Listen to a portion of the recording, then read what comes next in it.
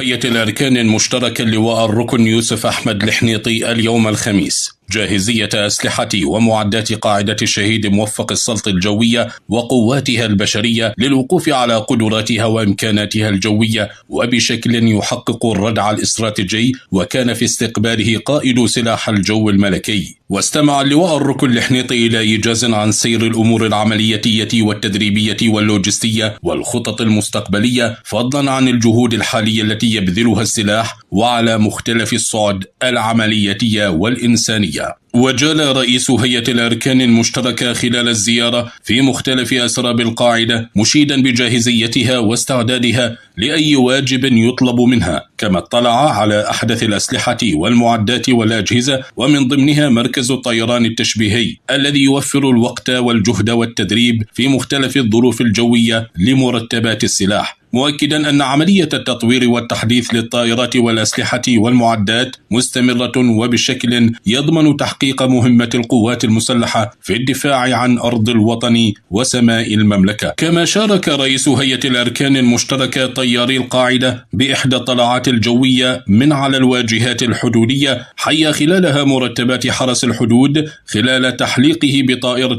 F-16 تقديرا لجهودهم التي يبذلونها في سبيل الدفاع عن الوطن ومقدراته. وفي سياق متصل، زار اللواء الركن الحنيطي اليوم كتيبتي الراجمات 28 و 29 الملكية التابعتان لسلاح المدفعية الملكي، وكان في استقباله قائد السلاح. واستمع اللواء الركن الحنيطي إلى إيجاز قدمه القادة المعنيون حول المهام والواجبات والقدرات العملياتية التي تقوم بها الكتيبتان ومراحل تشكيلهما وتسليحهما والمميزات التي توفرها هذه الأسلحة وإمكانية رمايتها للأهداف بعيدة المدى، مؤكدا على دورها المحوري في تعزيز منظومة الردع الاستراتيجي ودعم القدرات الدفاعية للقوات المسلحة الأردنية. وفي نهاية الزيارتين التي حضرها عدد من كبار ضباط القوات المسلحة الأردنية، التقى رئيس هيئة الأركان المشتركة